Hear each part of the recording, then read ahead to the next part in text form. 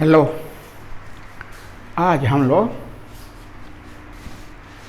अब आ गए हैं इंड पर, मॉलिक्यूलर बायोलॉजी, ठीक है ना। और ये है ह्यूमन जीनोम प्रोजेक्ट।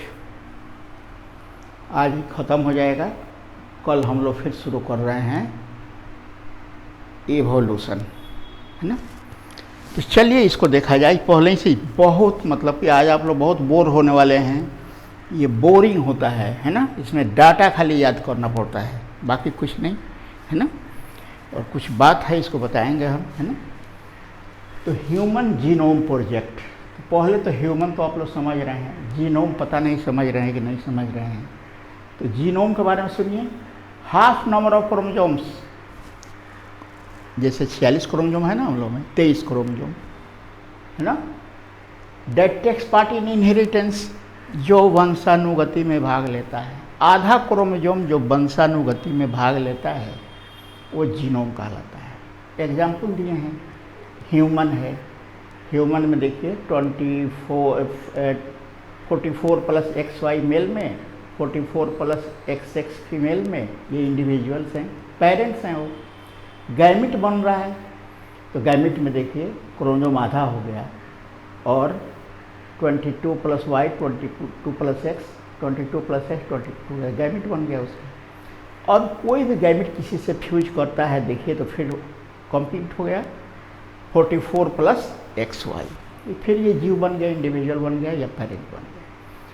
तो इसमें क्या देख रहे हैं आप लोग, गैमिट में आधा क्रोमोसोम रहता है, और वही क्रोमोसोम क्या कहलाता है, जीनोम कहलाता है, ठीक है ना।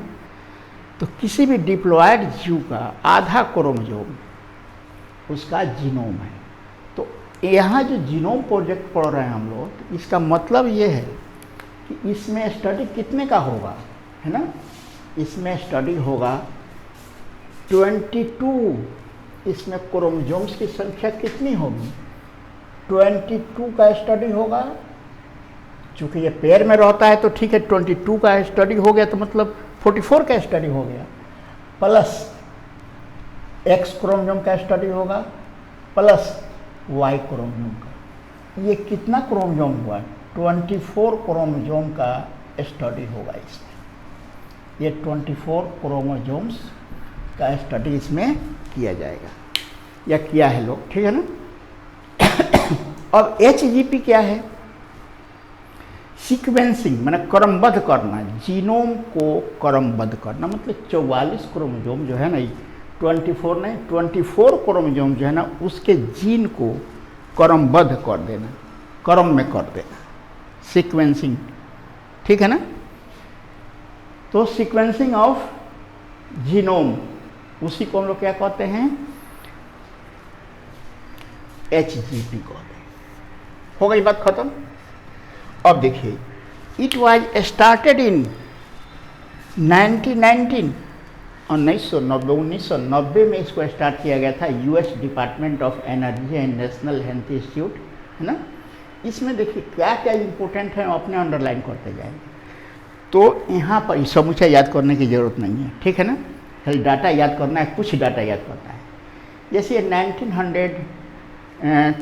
1990 में इसको US department of national health institute, है ना, इसको अंडरलाइन कीजिए, यही स्टार्ट किया था ये, ठीक है ना। और वेलकम कंपनी इसका मेजर, जो UK का है, मतलब इंग्लैंड का है, उसका मेजर पार्टनर बना था। बाद में जापान, फ्रांस, जर्मनी इत्यादि सब ज्वाइंट हो गए इस प्रोजेक्ट, ठीक है ना। इसमें थोड़ा सा यही याद करना है, जीनोम याद नहीं करना है, जीनोम तो आप लोगों को पहले से मालूम है। और दूसरी बात यह है, इसको याद करना है, छोटा मोटा क्वेश्चन इससे रह सकता है, ठीक है ना। वो है कि व्हाट HGP, ये मेगा प्रोजेक्ट, ये बहुत बड़ा प्रोजेक्ट है ये, है ना। इसमें बहुत कुछ खर्च होगा। हम लोग सोचते हैं कि 24 क्रोमोसोम को क्रमबद्ध करने में क्या खर्च होगा, जरा उसको देखिए। कह रहा है कि इफ सीक्वेंसिंग ऑफ 1 BP, एक बेस पेयर को सीक्वेंस करने में अगर $3 खर्च हो रहा है, देन सीक्वेंसिंग ऑफ, इतना आपको मालूम है क्या? आपको मालूम है 2n क्रोमोसोम होगा तो 6.6 इंटू 10⁹ बेस पेयर रहेंगे, लेकिन आधा क्रोमोसोम हो रहा है तो इसलिए क्रोमोसोम की संख्या कितनी हो जाएगी, इसमें बेस पेयर की संख्या कितनी हो जाएगी, आधी हो जाएगी।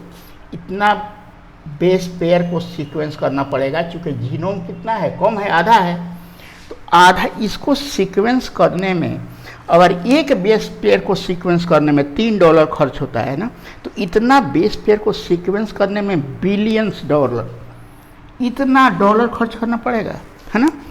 और डाटा स्टोर्ड इन बुक, और उस डाटा को किताब में लिखने के लिए या कंप्यूटर में लोड करने, each book would have 1000 page होगा। उस बुक में एक किताब बनेगी जिसका 1000 पेज होगा, और प्रत्येक पेज पर 1000 टाइप लेटर्स होंगे, उसके एक पेज पर 1000 टाइप लेटर। और इस तरह किताब कितनी ज़रूरत पड़ेगी, 3300 किताब की जरूरत। सोचिए कितना बड़ा प्रोजेक्ट है।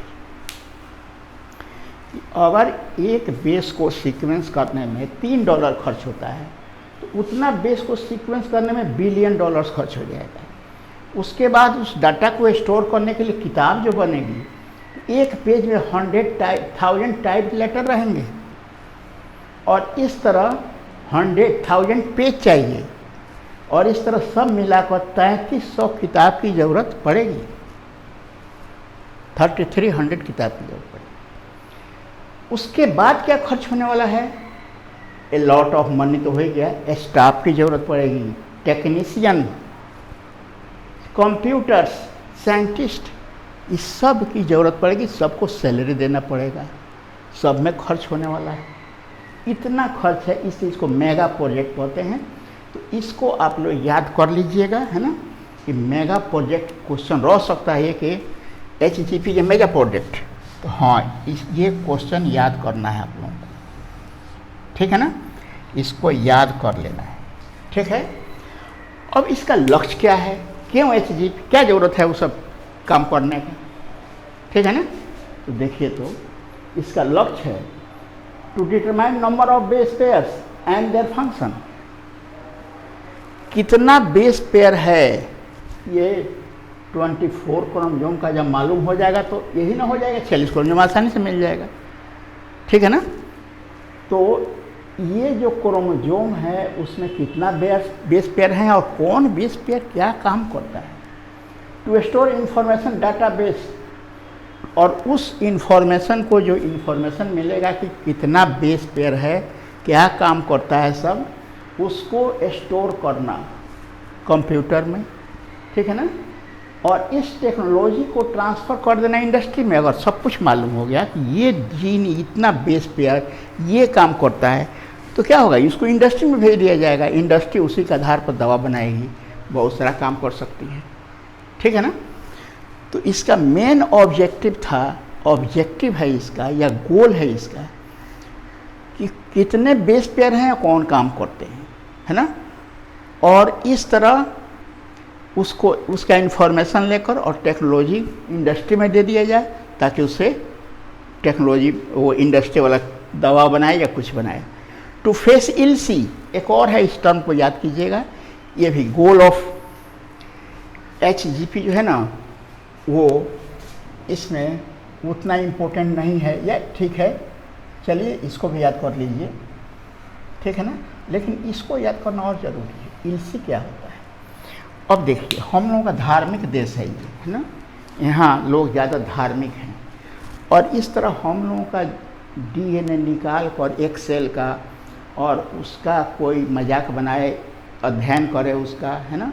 अब उसमें कुछ इस तरह की बात आए जो धार्मिक भावना को ठेस पहुंचावे, तो समाज तो रिएक्ट करेगा, ठीक है ना। उसके लिए इलसी बनाया गया है, और भी इलसी मिलेगा आगे हम लोग पढ़ेंगे। तो इसका मतलब ethical, legal and social issue, कि अगर समाज में इस तरह की धारणा बनती है कि इससे गलत प्रभाव पड़ेगा समाज पर, तो उसको सॉल्व करना भी इलसी का काम होगा, ठीक है ना, ये HGP का काम होगा। अब देखिए, ये 13 साल का प्रोजेक्ट था, मतलब कि 1909 में स्टार्ट हुआ और इसको 2003 में इसको कंप्लीट हो जाना था, लेकिन 2001 में ही कंप्लीट हो गया। फिर आगे देखिए, sequencing of chromosome completed in, लेकिन क्रोमोसोम का सीक्वेंस जो है ना वो कंप्लीट हुआ 6 में, है ना। ये सीक्वेंसिंग ऑफ क्रोमोसोम्स, जीन के बारे में पता लग गया, लेकिन क्रोमोसोम, प्रत्येक क्रोमोसोम का सीक्वेंसिंग जो है ना 6 में कंप्लीट हुआ, और लास्ट क्रोमोसोम नंबर 1 था जो 6 में कंप्लीट हुआ था। ठीक है ना। ये मेथड्स पर साफ ध्यान मत दीजिएगा, इसको कम लिखे भी हैं हम, है ना। अरे नीट को पढ़ाना रहता तो इसको बहुत कम, हार्डली 10 लाइन में हम कंक्लूड कर देते। एक्सप्रेस्ड, पहला मेथड है expressed TST, expressed sequence tags. इसमें क्या करना है, ये क्या करता है ना कि ये हो गया DNA, ये DNA है, और इससे बना देगा वो RNA, और RNA बनाएगा प्रोटीन, ये हो गया प्रोटीन। और प्रोटीन कौन काम करता है उसी के आधार पर मालूम हो जाएगा कि ये DNA कौन काम करता है। DNA से RNA, RNA से प्रोटीन, तो RNA बनाकर उस बेस का या उस जीन का पता लगा लेना, है ना, वही है EST। दूसरा है सीक्वेंस एनोटेशन। एनोटेशन का मतलब होता है व्याख्या। इसमें क्या किया गया कि कहा जाता है कि पूरा एक DNA एक सेल से निकाल लिया जाएगा, ठीक है ना, और उसको REN से काट दिया जाएगा, छोटा छोटा टुकड़ा हो जाएगा। कल बताए थे आप लोगों को कि REN जो है ना, रेस्ट्रिक्शन इंडोन्यूक्लियस एंजाइम, DNA को टुकड़ा टुकड़ा में बांटता है ना, और तब उस टुकड़े को उठाकर, ये वेक्टर है, यही सब समझ में नहीं आएगा। यह है बैक्टीरियल आर्टिफिशियल क्रोमोसोम, यह है ईस्ट आर्टिफिशियल क्रोमोसोम, है ना, और उसमें उसको डाल दिया जाएगा। अब इसको कैसे समझाएं, तो बायोटेक्नोलॉजी का है ना, BAC, बैक्टीरियल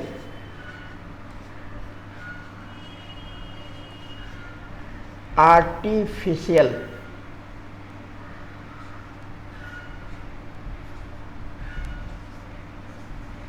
क्रोमोसोम, आर्टिफिशियल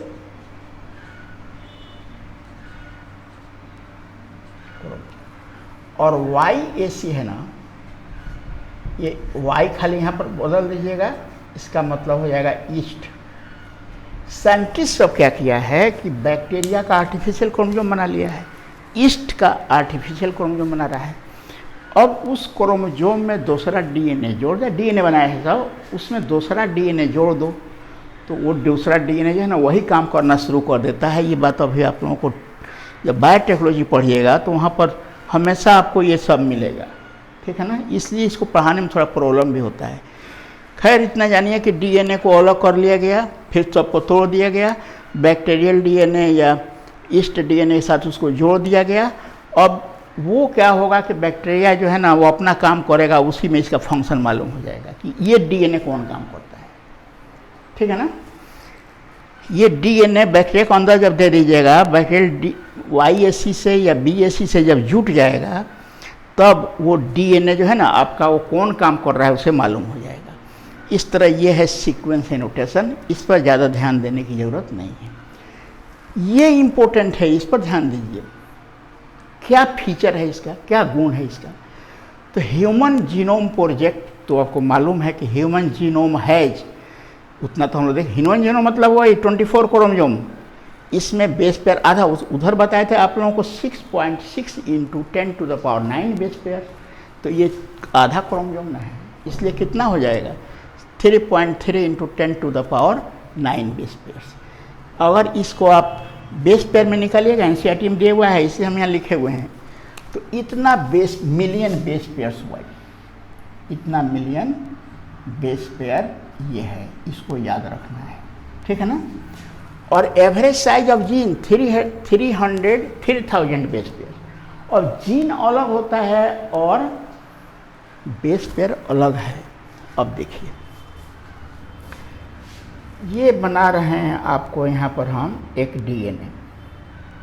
बताए थे कि ये डीएनए हो गया। डीएनए का कुछ भाग ही जीन है। मान लीजिए कि इतना भाग एक जीन है, ठीक है ना। ये डीएनए हम बना दिए हैं, ठीक है ना। देखिएगा कट जाएगा का ये। तो ये भाग, इतना भाग डीएनए है, जीन है एक। इस जीन में तो बेस पेयर अधिक हैं, तो इस तरह जीन अलग चीज होती है और ये, ठीक है ना, और बेस पेयर अलग है। तो टोटल नंबर ऑफ जीन्स कितने हैं? 30,000 है। और 99.9% of nucleotides are same in all human. तो आप लोग उससे देख चुके हैं, जितने ह्यूमन हैं इतना बेस पेयर तो सब में एक ही समान होता है। और function of 50% of genes are unknown. सब खोजने के बाद भी 50% बेस पेयर तो आज तक अभी मालूम नहीं है ना। और इतना million base pairs where single genes are, यहाँ पर देखिए, इसको याद करना है। एवरेज जीन इतना हो गया, average gene size, average of gene इतना बेस पेयर का बना हुआ है। लेकिन इसको याद करना, ये मेडिकल में कोई बार पूछ चुका है, डिस्ट्रोफिन जीन है जो इतना मिलियन बेस पेयर का बना हुआ है। इसको याद करना है, लार्जेस्ट जीन है डिस्ट्रोफिन, है ना। तो टोटल नंबर ऑफ जीन्स कितना है? 30,000 है ना। और एवरेज जीन का साइज है ये, एवरेज जीन साइज वो 3,000 बेस पेयर का है। अब यहाँ बता रहे हैं कि 50% जो जीन अभी खोजा गया है उसका तो पता ही नहीं चल रहा है कि वो कौन काम करता है। Less than 2% of genes takes part in protein synthesis, तो आप लोग पहले देख चुके हैं कि 0.1% जीन ही, है ना, प्रोटीन के निर्माण में भाग लेता है। 99.9% बेस पेयर वो भाग नहीं लेता है। आप लोग पहले भी देख चुके हैं इसको, है ना। अब देखिए, जितना भी बेस है ना, उसमें ये 1.4 मिलियन लोकेशन माने जगह है जहाँ single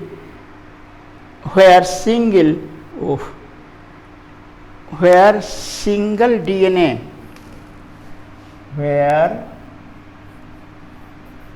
where there are single DNA difference, माने मनुष्य में 1.4 मिलियन जगह है पूरा जीनोम में, जहाँ एक मनुष्य से दूसरे मनुष्य के बीच में मात्र एक न्यूक्लियोटाइड का डिफरेंस है, ठीक है ना। इसको कहा गया SNP, single nucleotide polymorphism. Polymorphism DNA mutation का पॉलीमॉर्फिज्म। इसको इस तरह समझिए,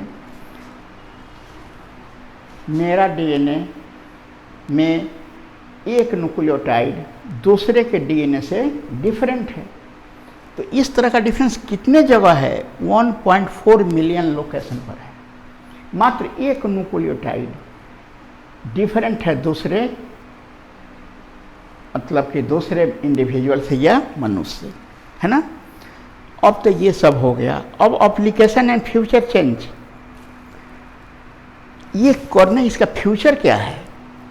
तो by this we will able to know cause of many disease. अगर इसका खोज हो जाता है पूरा कि कौन डीएनए जो है ना खराब है, या कौन डीएनए के कारण कैंसर हो रहा है, कौन डीएनए के कारण हार्ट डिजीज हो रही है, ब्रेन की बीमारी हो रही है, तो क्या होगा? बहुत आसानी से उसको हम लोग सॉल्व कर लेंगे, ठीक है ना।